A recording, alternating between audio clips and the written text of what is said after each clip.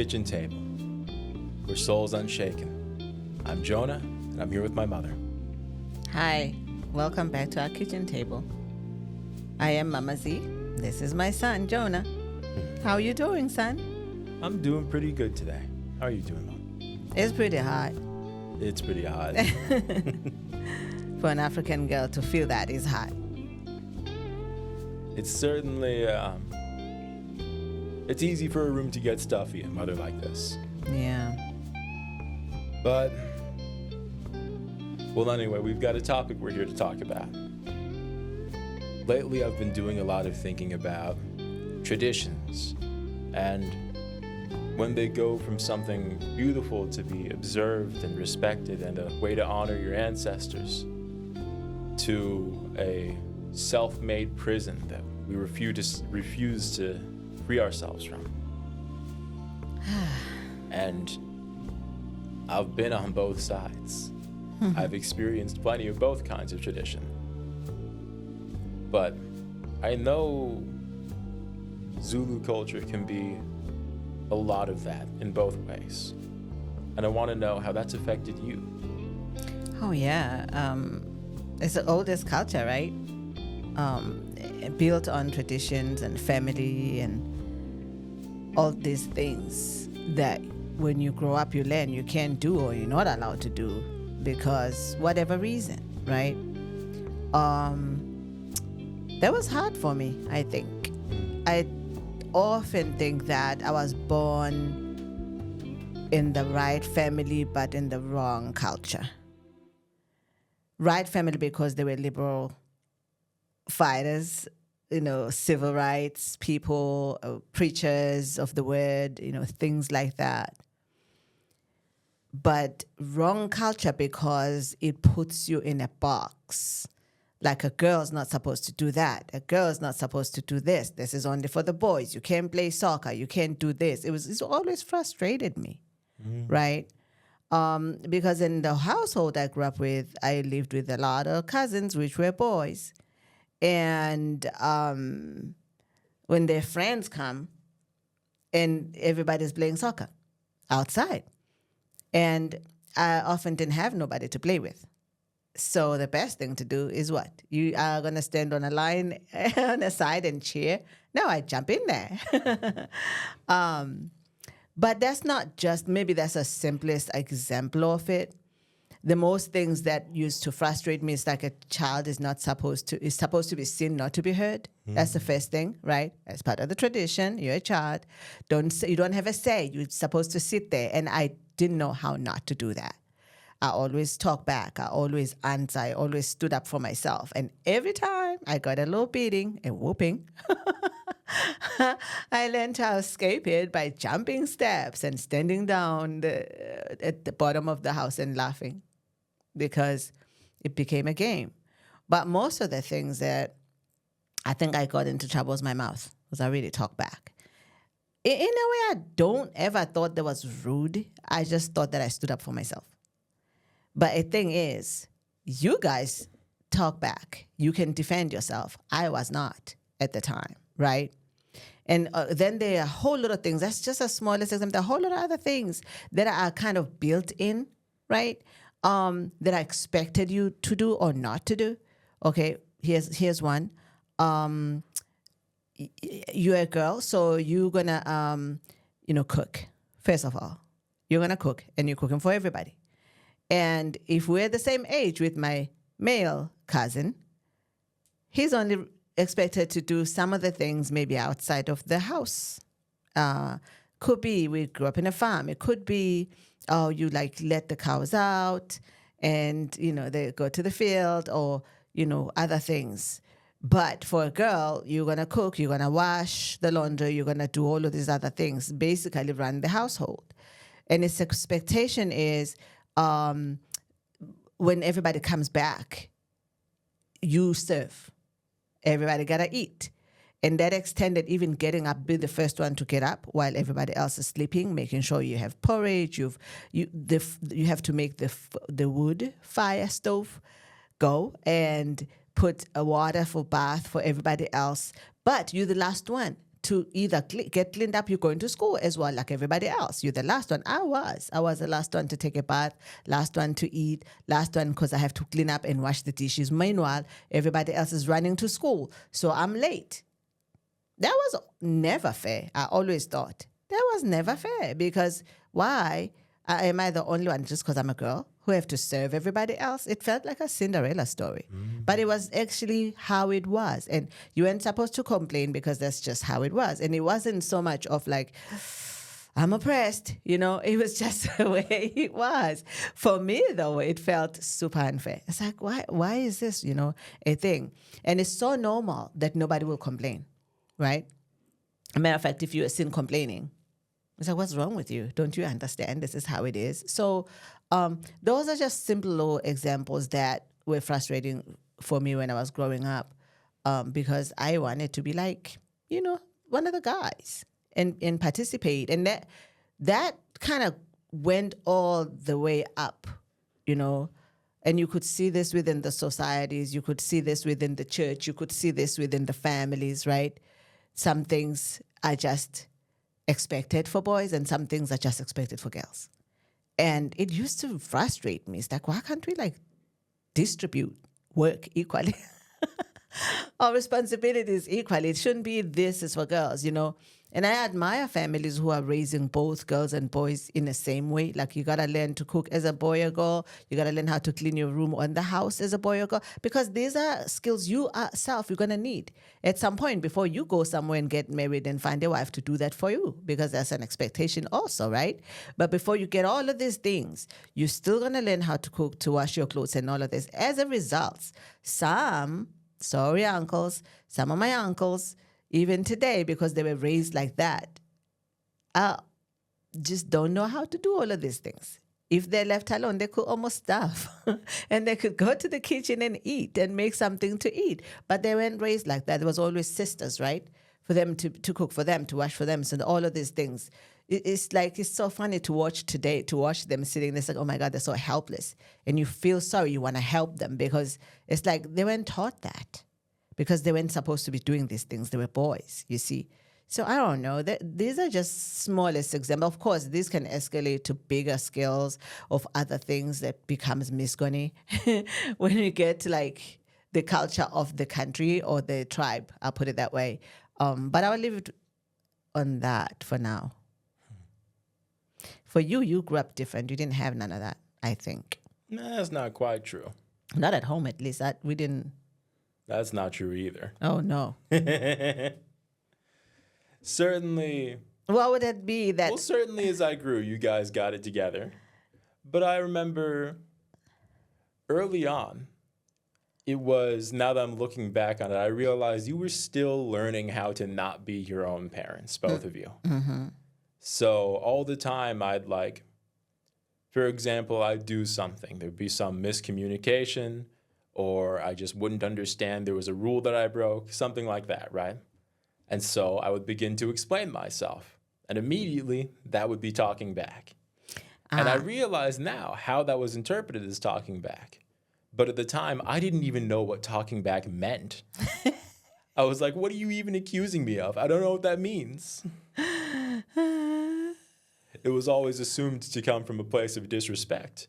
And that was confusing for me because I don't feel any disrespect. So if I'm being disrespectful, I don't understand how that works. Right.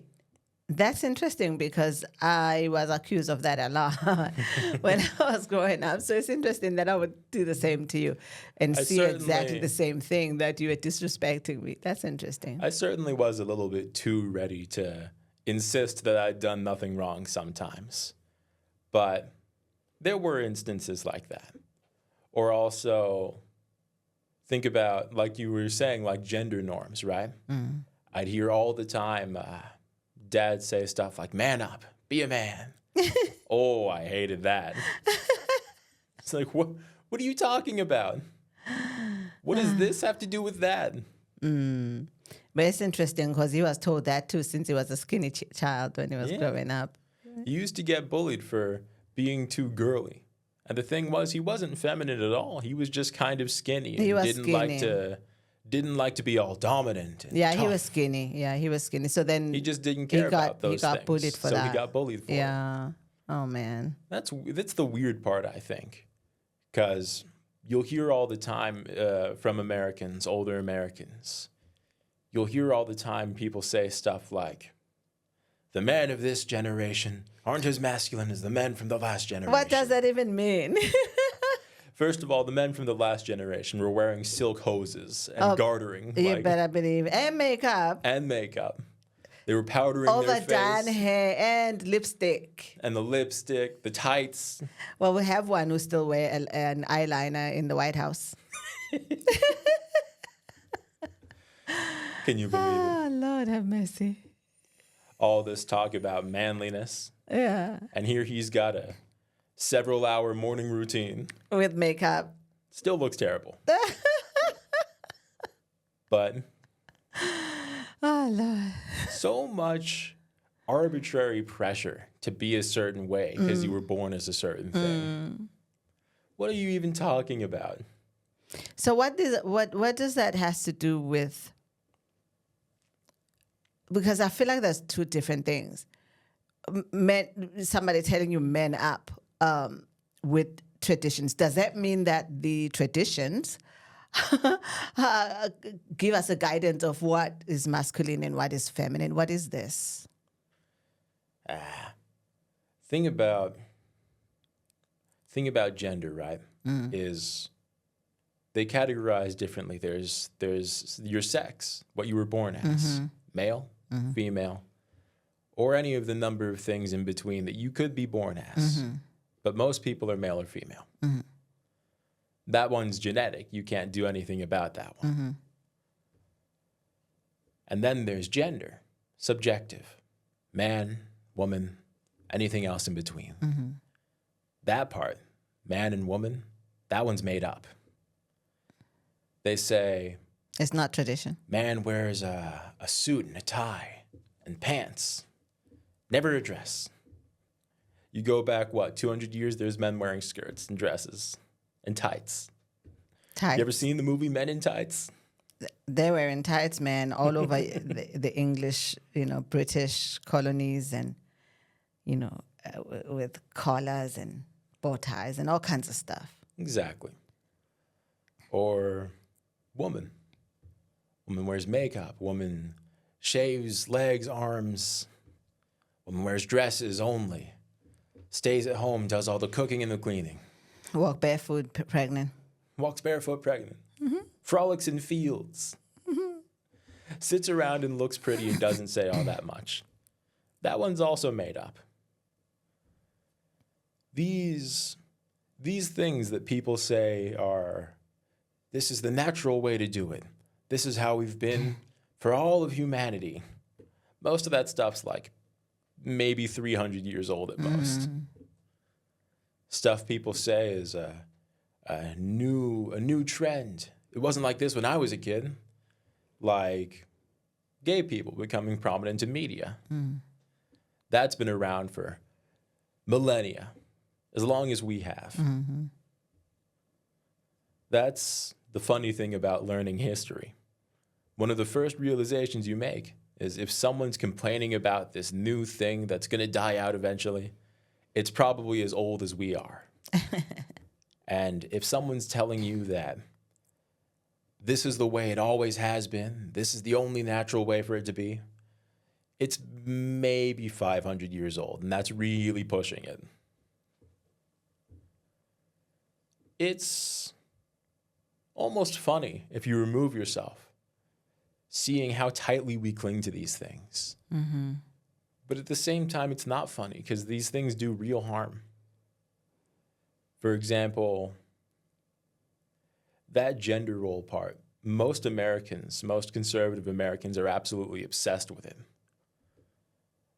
Man is tough. Man is unkempt. Man is wild, untamed. Man make good fire. Man cook food. Man repair machine. And for woman, it's woman sits and silently cooks and cleans. Be pretty. Just be pretty. Take care of the kids. don't think too much. That one of not thinking too much. Don't say nothing at all. Don't say nothing. Especially don't say nothing to a man. If you correct a man, oh, you're done. You've just made the worst mistake. Man, what are we doing? I have no idea. Why are we spending time nonsense? It even folds in on itself. It's hypocritical and it's paradoxical. If a man is too intelligent, if a man is too well-studied, they're a nerd, they're a geek, they're a loser. Loser, yes. But at the same time, men are expected to be smarter. Women are looked down upon for being less educated, which isn't true, by the way. There is a lot of hypocrisy in it. If you look at it for more than a minute, you'll see how flimsy it all is to be something that we've built so much of our lives on. I remember I used to dye my hair as a kid. And I dyed it red. I dyed it yellowish, blondish. And I was thinking, maybe next I'll do pink because I like the color pink. It's one of my favorites. And immediately Dad, not because he wanted to put me in a box, but because he remembered how hard others had put him in a box when he was young. He pushed back on it immediately. He was afraid I would get bullied. My response, of course, was, first of all, it's not that time anymore. I will get bullied probably, but it's not going to be that universal. And second of all, I've been bullied already. It's not like this is going to make that big of a difference. But even so, his initial reaction was to say no. Because pink, that's not a boy's color. Why don't you get blue or red? Pink is for girls. And who decided this? Who decided that? That it became a universal thing that is known. I'm Even loving. Look at the toy aisles in a toy store. You've got all the blues, the oranges, the reds. That's true. That's all the boys' stuff. Yeah. Superheroes and monster trucks and all kinds of plastic machinery. Then you've got the girl section. Invariably pink. All pink, only pink. It's all princesses and plushies. Because you're supposed to be a princess, right? And little doll houses. Aspire to be a princess. Because those are the things you're supposed to care about. You got to care about keeping the house pretty and making things beautiful and taking care of kids. Think of how many little girls have baby dolls. They're 5 years old. Yeah, it's true. And I'm loving I think in the past I've seen a few videos of little girls marching to the boys section to get something that's supposed to be boyish. That's what I like to hear. And equally, little boys marching to the girls' toys to get something that's supposed to be girlish. And that's okay. That's okay. It's like, why are you putting a child in a box and then after that scream about how the parents of the child are making this little baby something that they're not supposed to be. They'll call it abuse. Also, you're minding people's business. Like, mind your own flipping business. Raise your children the way you want. Don't be in other people's business, how they raise their children. When you're standing here demanding and commanding what needs to be not only at your home, but in somebody else's home, and then you don't end there. You go to the library. You want the books to be removed. You don't end there. You go to the school. You want to tell the school what to teach and what not. By the way, you are not even educated enough to be a police of what books needs to be in. Oh, okay, don't get me started. Okay. Even think about the schools, That's right? crazy. Uniforms. Yeah. Boys wear jackets, pants. Girls wear skirts. Yeah. Why? I remember there was a story not so long ago. Actually, this was when I was a kid, so probably a while ago. But other stories have since happened just like it, I'm sure. But there's a story not so long ago of a school in the UK. In the midst of a heat wave, the boys could only wear the long pants their uniform came with. They weren't allowed to wear shorts because it was out of uniform. So they said, all right, bet. They pulled up the next day. Almost the entire male student body was wearing the skirt uniform. What are you going to do about it? It's still the uniform, isn't it? Yeah. And I think we could all stand to be more like that. Why are you so worried about a piece of cloth? That doesn't define who you are. It comes with certain aesthetic markers and implications, but those are also made up. But Jesus wore tunics. Jesus That was wore a tunic. dress. I'd never see pants on Jesus. That was a dress. Tunic is a dress. It's basically a dress. Yeah. So when did we decide this is okay? I mean, this is like also going to the traditions of the church, because most of these people who scream about what needs to be and what not to be, they usually proclaim to be, religious, whether it's Christianity or Muslim or whatever, right? This thing that is supposed to be about love, but mostly it's all about, guardrails of being police on everybody's life, really, and way of life. When it comes to tradition, it's on those who actually inherit the planet to decide what serves them and what doesn't. And it's on those who came before to just shut the heck up. It's not their right to decide who does what anymore. You've already had your time. You can still control what you do. But as for the state of those who come after, that's not your place. That's theirs. Putting people in boxes really helps nobody. No. There's no color coding. There's no rule that has to be enforced so strongly that you got to put other people down over it. Or even hurt people. Even at my high school that I went to, this was 2020 and after, we didn't even have a boys volleyball team for like years. One of the teachers had to advocate for it because there was a rising interest.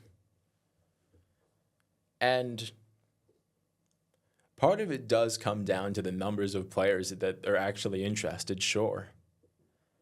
But for whatever reason, it's just been categorized as, no, that's a feminine sport.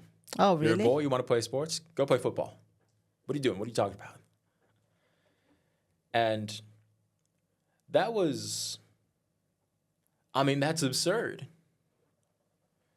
Or even the football team. There is, to this day, no girls' football team. When I was a junior, a female student did join the football team because she wanted to play football. There was no alternative, right? And that caused an uproar for months. Oh, my Lord. Just one student joining a football team and being pretty proficient at it. All those claims of, oh, the boys are just going to be better than her and it's not going to be fair for anyone. It's football. It's high school football, first of all. Relax. But second of all, she ended up being pretty good anyway. She was able to keep up just fine. Maybe there was a difference, sure. Genetically, it's true. It's a small margin. Even with Olympic sports, there's always discourse about people of the trans community competing in any Olympic level, anything, really. First of all, mind your own business. But second of all, that was really easily solved by just organizing instead of man sport, woman sport, just organizing by more testosterone, less testosterone. That is true. Problem solved. Easy. And even then, most of those trans athletes who compete, they're better anyway. It's not because of some kind of unfair advantage. They just put in the work, same as anyone else. If you're already on whatever hormone, then you're just as well as anybody who naturally produces that hormone. Really, it's silly. the lengths we go to categorize things that don't matter.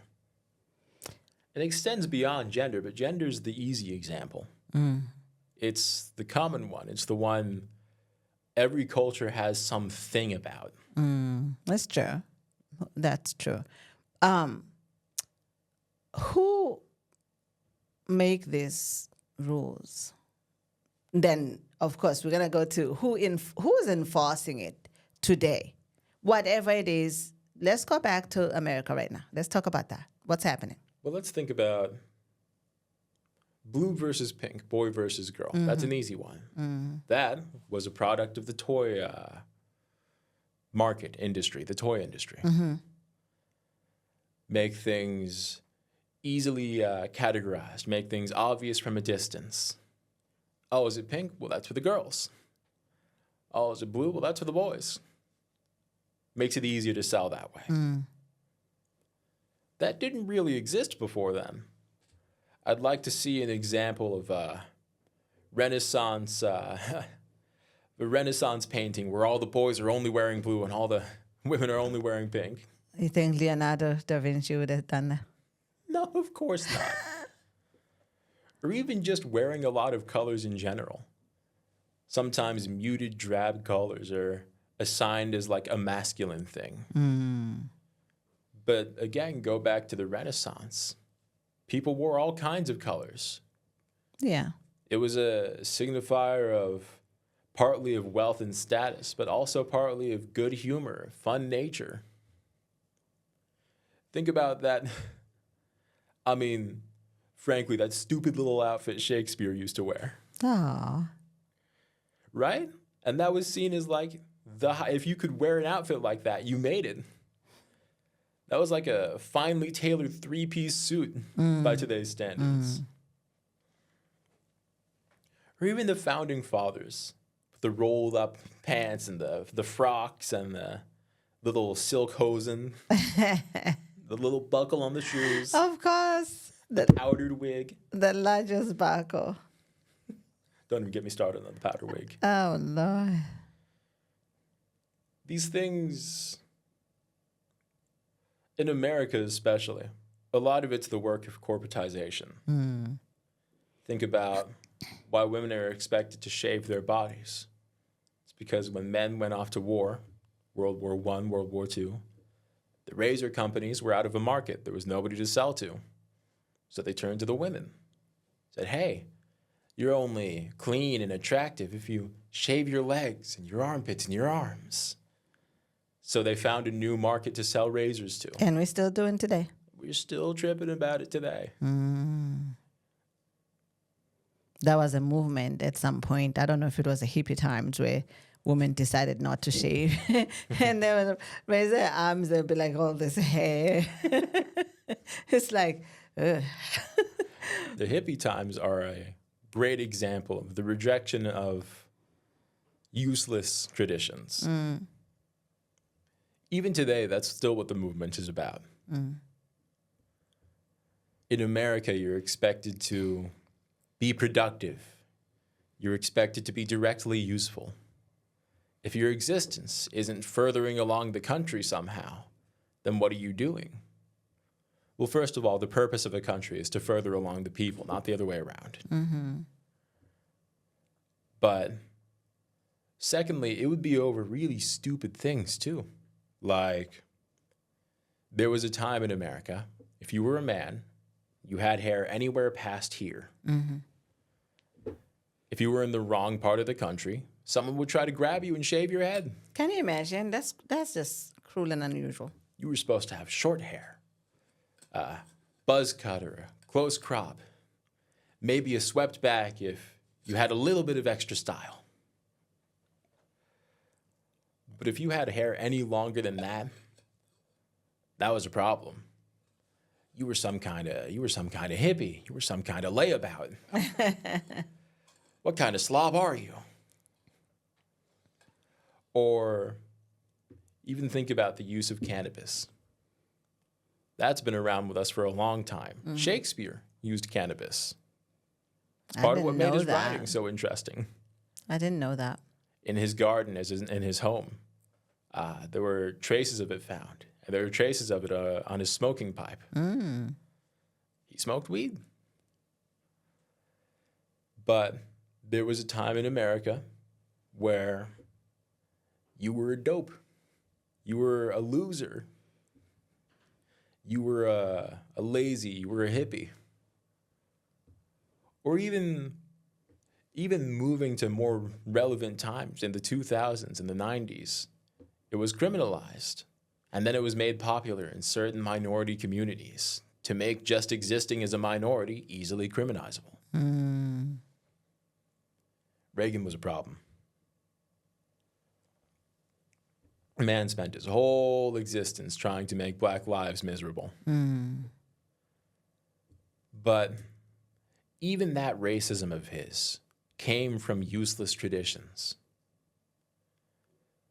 Because think about how long that's been, that Europeans have looked down on those with darker skin or those whose countries are south of the equator.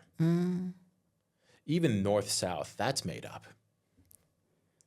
It's because the guy who drew the maps we use was a German. That's the only reason. Because that's how he saw it from his own perspective. That's always people who write history, right? Are the winners. Suppose it had been someone from South Africa who made our earliest world maps. South Africa would have been the top. South would have been up. North would have been down. On the map, at least. And why not? We're a rock floating through space. There is no up or down. That is true. That is true. I was thinking just now that there was a time where women had to boycott so that they can be allowed to wear pants. Can you imagine? Can you imagine? And it was illegal. Yeah, because that was not a tradition. Like, even is a saying that, now woman wants to wear pants, meaning you want to take, you want to become a man, basically take position, or even be the in phrase, charge. What the hell? Or even the phrase, the one with the pants in the relationship. Who has the pants here? Meaning the one wearing the pants is the one occupying the traditionally male role. Exactly. Even when they are disrespecting a couple, maybe the man doesn't seem to be as strong as a woman in as a couple partnership. They say, yeah, she wears the pants in the relationship. There's one. Work culture in relationships. It's invariably the man has to be the one who has a job. The woman might also have a job if you're progressive, but the man definitely has a job. If it's the woman working and not the man, the whole world's turned upside down. Oh, man, you are so lost. They feel sorry for you. You're the one who's a homemaker, right? Why not? If you're a man and you don't have a job, you're useless. They feel sorry for her because, They feel sorry for her? Yeah. What a useless man that is. What a shame that is. What a shame that is. Not only does it put pressure on the man unduly, when that should be a decision decided between the couple. Thank you. But also it minimizes and diminishes the woman's work too. Yes, of course, always. That's always been a thing. They just minimize you. They minimize you in the corporate. They minimize you in the community. They minimize you in the religion. They minimize you. There's just really no space where you are not minimized. Look at the politics. They be saying this out loud. America is not ready for a female president. Oh, don't even get me started with the black. Oh, some kind of black. Right? It's like, oh, hell has broken loose. They didn't like the idea of Hillary Clinton, but they hated the idea of Kamala. I mean, immediately she was demonized. Yeah, immediately. What is this, though, that's making male and white people in that country in particular feel this way? It's like, I know there's racism, but I mean, it's deeply rooted in it. It's painful for them to just even the idea. It's beyond tradition. What is going on? It's a kind of fragility. There's a really wonderful book entirely about the topic of white fragility. Yes, I think I remember. About how anyone perceived to be in the majority group, meaning they're the ones who traditionally occupy socio-political economic power. They're the ones on the top of the food chain. There's a kind of fragility there. Well, fragility, yeah, that's the word for it. It's when something threatens that position of theirs, they feel the need to hold on all that much tighter. There was a study done, I believe on Halo, a game. I believe it was multiplayer Halo. It might have been Call of Duty, I don't know. I think it was Halo, but either way, there was a study done on a multiplayer, player versus player shooter game, where there would be mostly men in one lobby, but also a female player would be introduced to that lobby. Not that that's necessarily uncommon, but most gamers do happen to be men. The men who were performing well in the game, they were getting all the kills, they had a lot of assists, a lot of damage, they were doing well. They would always respond positively and respectfully to female players. The men who were underperforming, not getting many kills, not doing very well, missing most of their shots, dying a lot, those were the ones who would behave more aggressively towards the female player. Like what? Like generally being disrespectful or dismissive. Women face a lot of misogyny when it comes to gaming. Oh, wow. I feel like that's everywhere, though.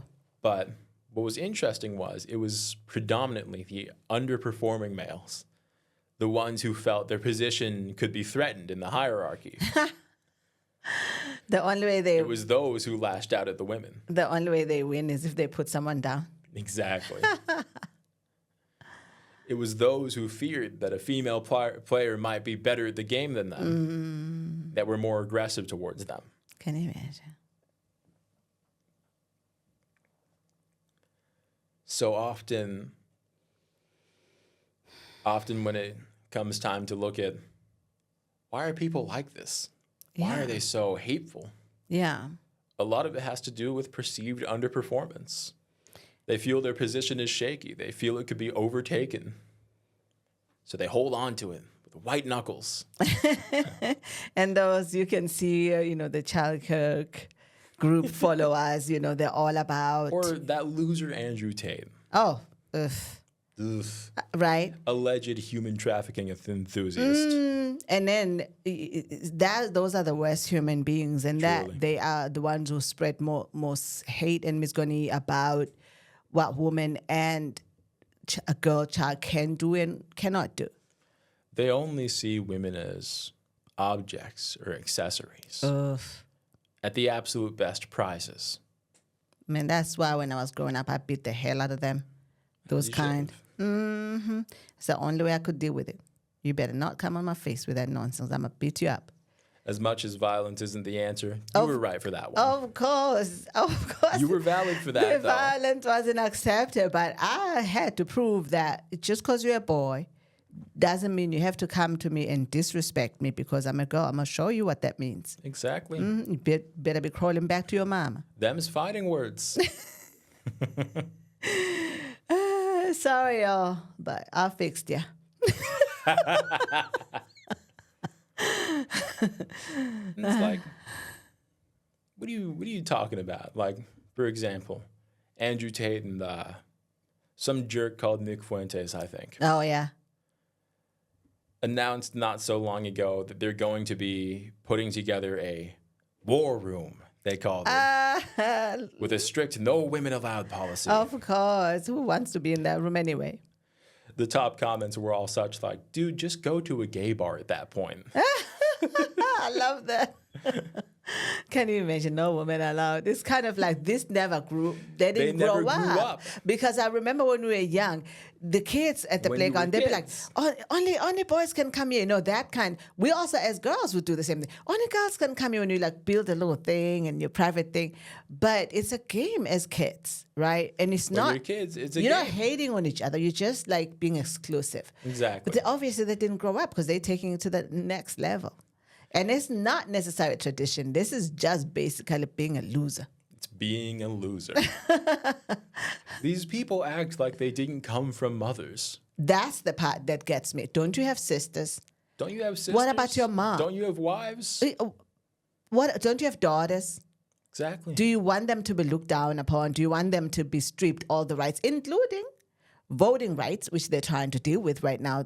Those were women who fought for this. If I was Andrew Tate, I'd be terrified of the prospect of my daughter being treated the same way I treat women. Because they maybe never would have one, because like we said, Big L. Loser. But what about your daughter, the daughters? For those who have children, what do you Everyone say is to your someone's wife and child. your daughter? You know, what do you say after talking trash?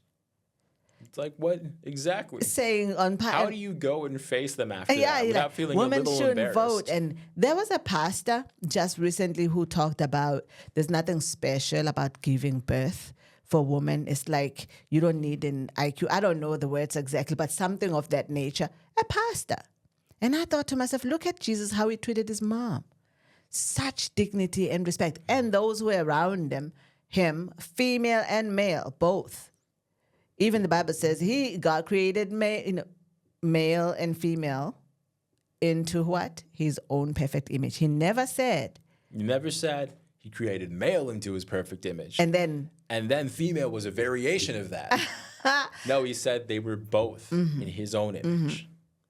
Even us calling God a he, that was our decision, Right. not God's. right. But why God should have I'm not gonna go on that one, but because in the Bible, when it says create in his perfect image, it wasn't talking about the physique, this natural physical. It's talking about the spirit being. The spirit being does not have a gender. You can say it has variations of what feels masculine or what feels feminine. But it's not a male or female because there is no gender in the spirit. Gender is sex is a strictly physical thing. Right. Male or female, that's hardware. Thank you.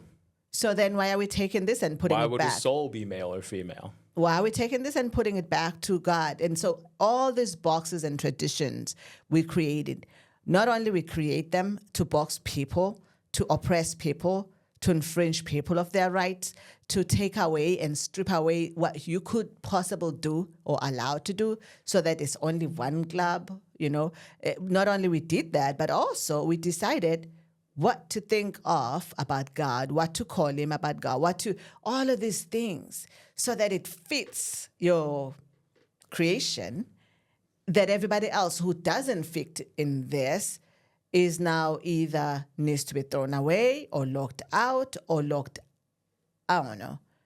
Well, I don't belong here because they worship this way.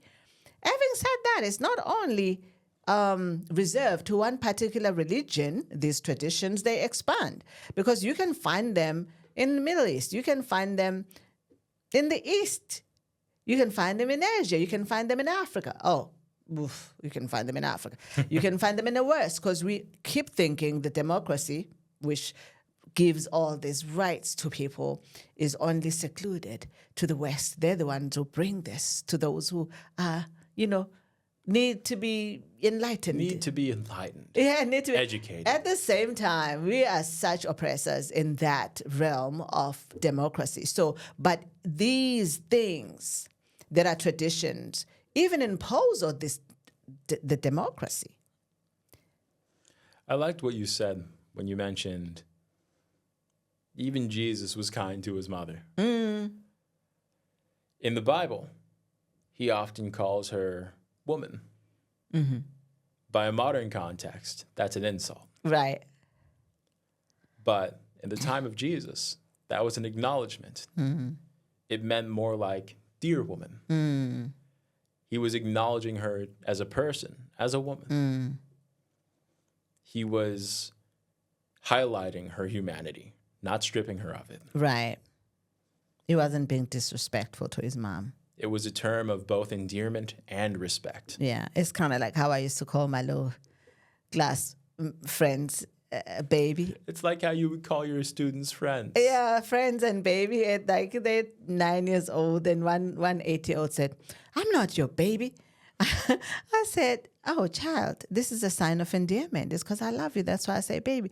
And I still say it to your friends, even. Yes, you do. You know, and I tell them, I'm not, please don't be offended. I know you're not a child baby.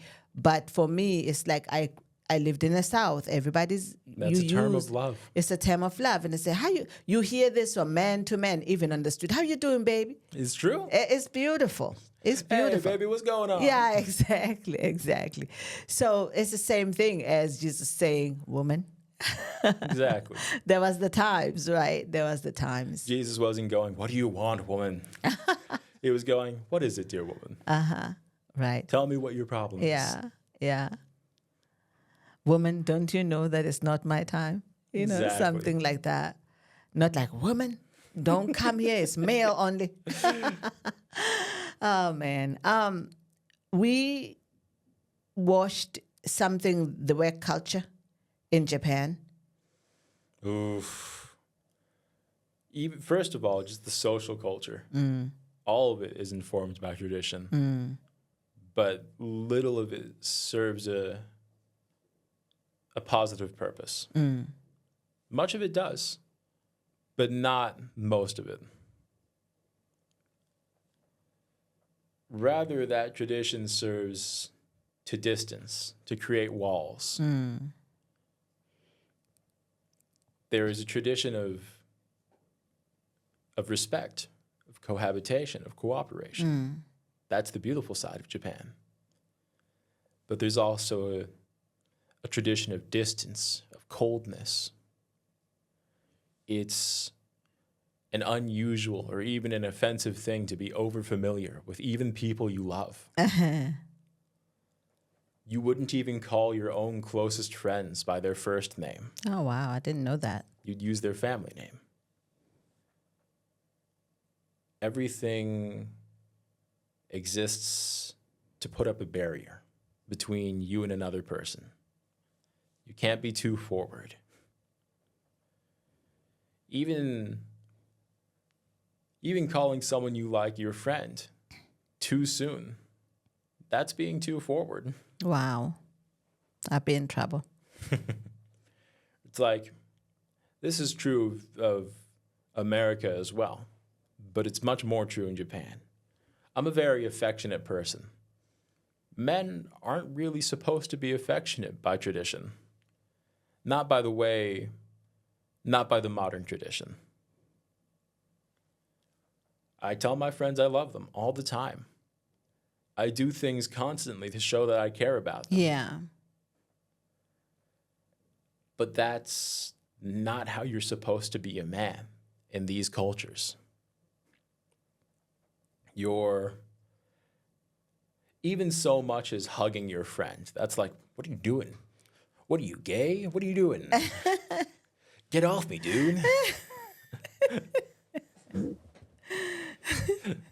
It's like, how absurd. It is totally absurd. You can't hug. No. So how is that going to pan out in this culture in Europe where there's a double kiss on each cheek if a hug is a crime? I appreciate Europe's, most Europeans, not all Europeans, think of Germans, for example, but most Europeans aren't afraid to initiate that contact, to show that affection, even to people you're not friends with yet.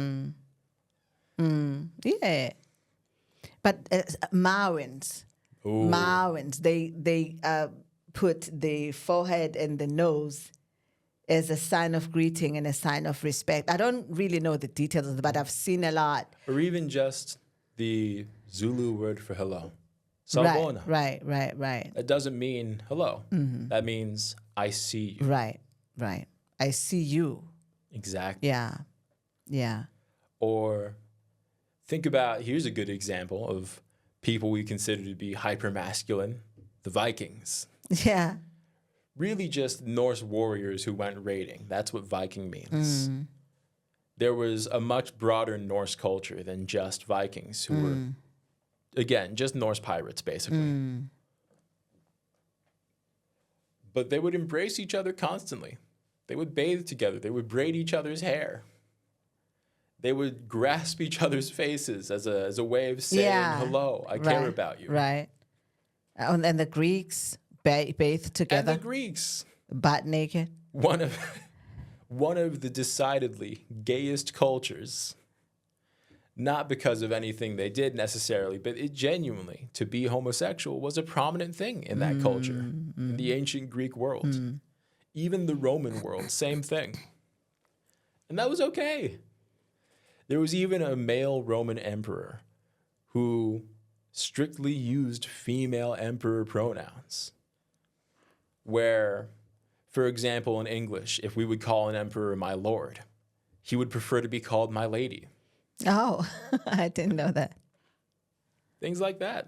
So the Japanese baths, what do you say about those? Because it's also all male in the bathtub and all female in the bathtub. That one surprisingly comes from the opposite philosophy. That one is rooted in sexism. Because male and female are considered, male to male, that's considered to be the same thing. Right. Female to female, that's considered to be the same thing. It doesn't matter if we see each other naked because we're both men. It doesn't matter. Yeah, true. There's no difference between us. That's the idea.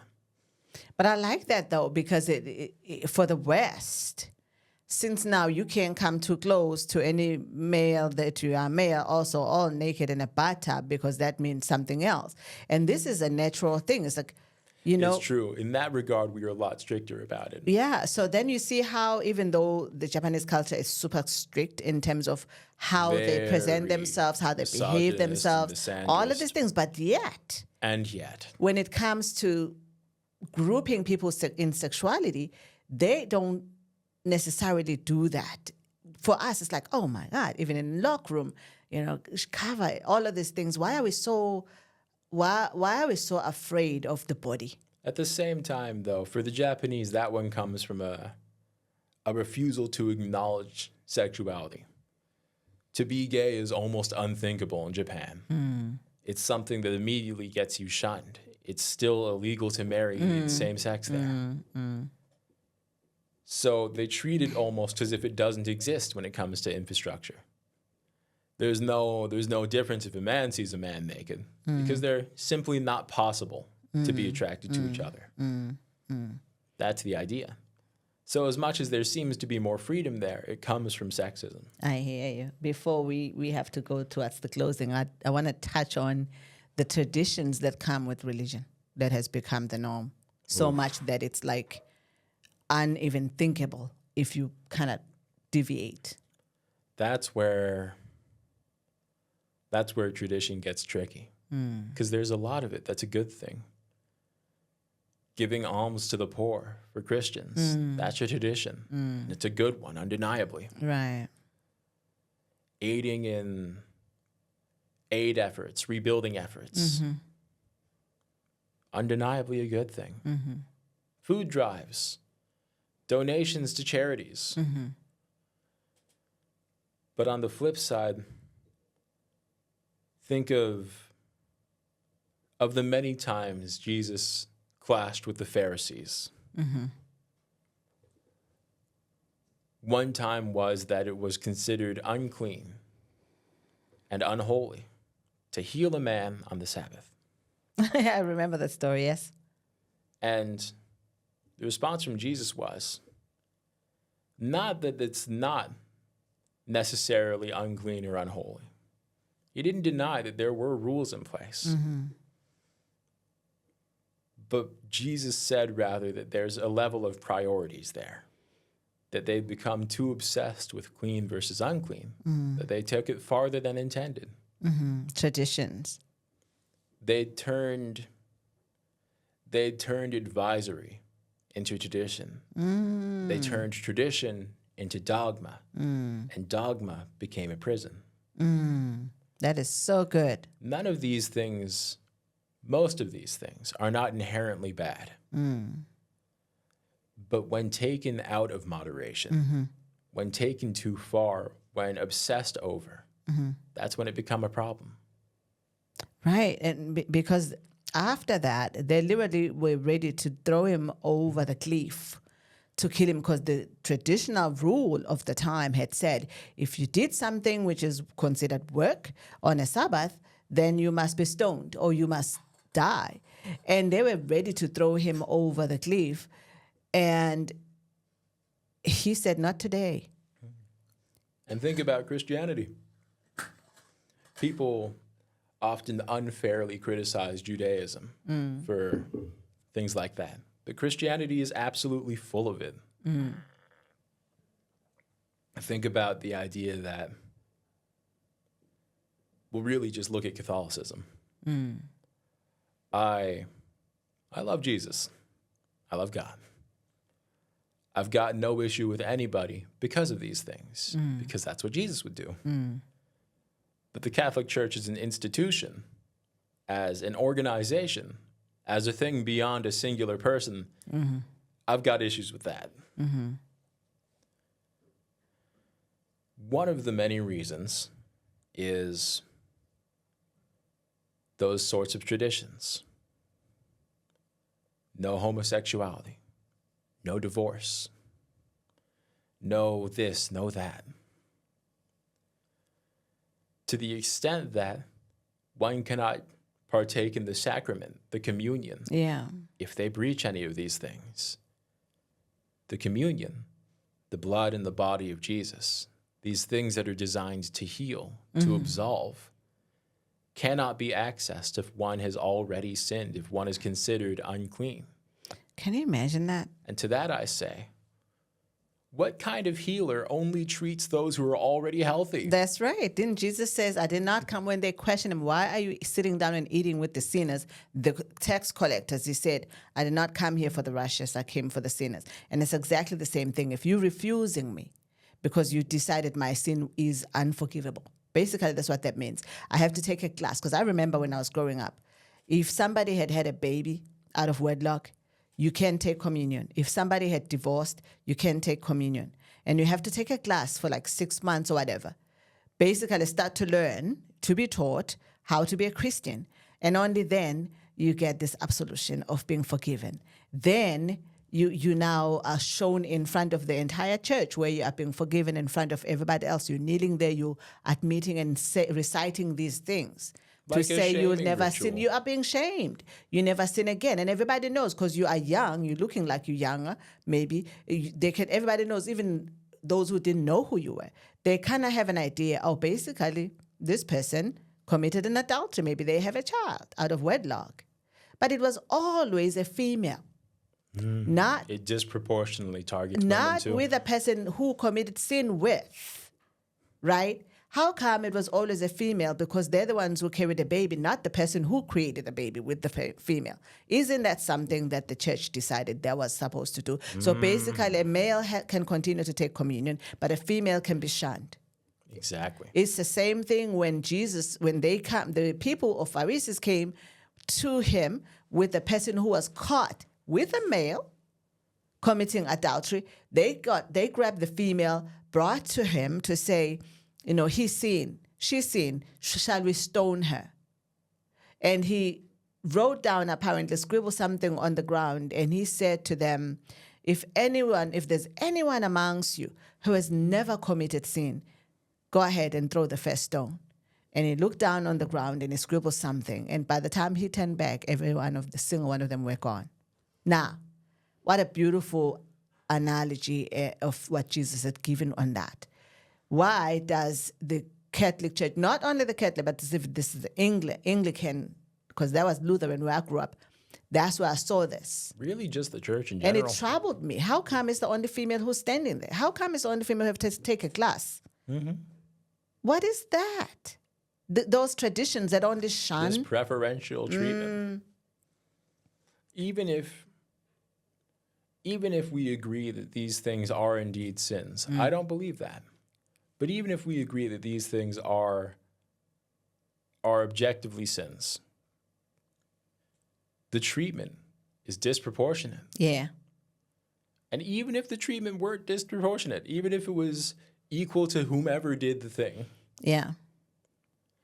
like I say, What kind of doctor only heals the already healthy? Yeah. It's a prophet, a healer, a physician, a therapist, any profession that helps other people. They go where they are needed. They don't only care about those who don't need them. Mm-hmm. It's the late Pope Francis was very adamant on the subject. He was seen in many ways as a rebel or a provocateur because he helped those in need regardless of who they were. They even call him, maybe he's the Antichrist they were talking about. Oh.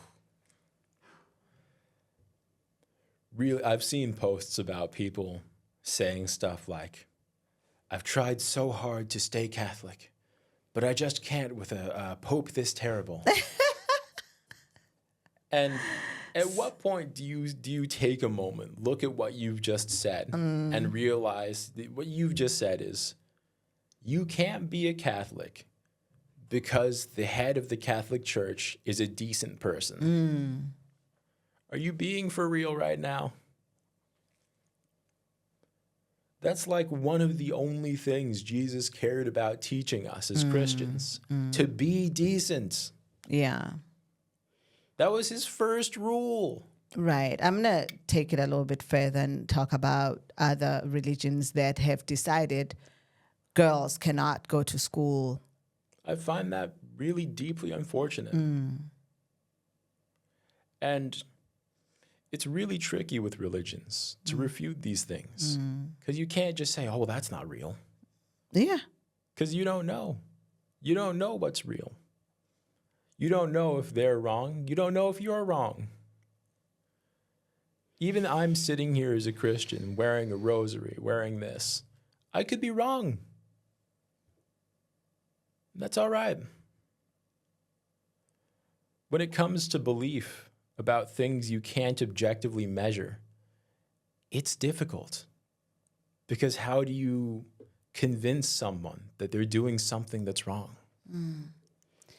I criticize the Catholic Church for for the way they treat those they perceive as sinners. But I don't know for a fact that they're wrong. I just hope they are. I don't know. That's a difficult thing to say. For me, I'm always thinking about the civil rights and the human rights. And if the civil rights are respected, the human rights are respected, I think we can debate other things. That's what's important for me too. The safety of the people, the rights that they should have as human beings, just like you two have, not based on gender. That's important. I'm not a Christian the way I am because I was born that way or because I was raised that way. I was raised a Christian, but I wasn't even raised this kind of Christian. I'm a Christian the way I am because that's how I want the world to be, a world based on decency and equality. At the end of the day, I think because there really is no way to know for a lot of things, I think you just got to pick and choose based on what makes the most sense to you. But also to understand that nobody is holding the correct No one holds or the the right correct answer. You can't try to drill it or push it down with a gun on people's faces. How many thousands of years now have we been misinterpreting sacred texts? I know. How do we pass down these traditions that are good, considered good in a sense, without passing the dogma? A quote I love a lot that I heard from a Japanese chef who cooked a certain dish in a way that was traditional but dying out. You have a quote? I have a quote. He said, while interviewed, that tradition is about passing down a flame, not about worshiping the ashes. I love this. Passing down the flame, not worshiping the ashes. Seems like there's a whole lot of that. We all worship the ashes a We little too are much. grabbing so hard in these ashes. Let's find a scripture and close.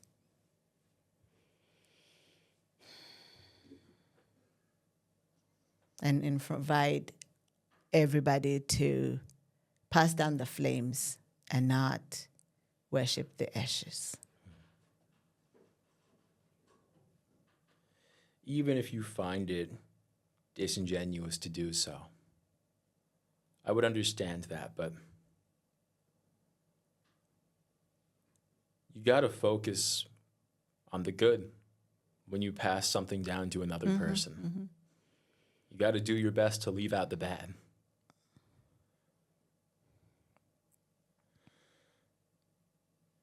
From Mark chapter 7. In vain do they worship me, teaching as doctrines the commandments of men. This is Jesus. That's Jesus saying that. So We, even in non-religious contexts, we teach as doctrine, as if it were doctrine, as if it were dogma. Ideas exclusive to us mortals. And more to the point, recent ones, arbitrary ones, ones that haven't actually existed for that long. We teach it as if it's doctrine, as if it's dogma, as if it's nature. It's not. and then we'll say, this is how it's always been done, right? And even if that's true, though it almost never is, who cares? We should learn from the past. We should not be echoes of the past. We should be the new and improved version, not a one-to-one remake. Oh, wow. I love that.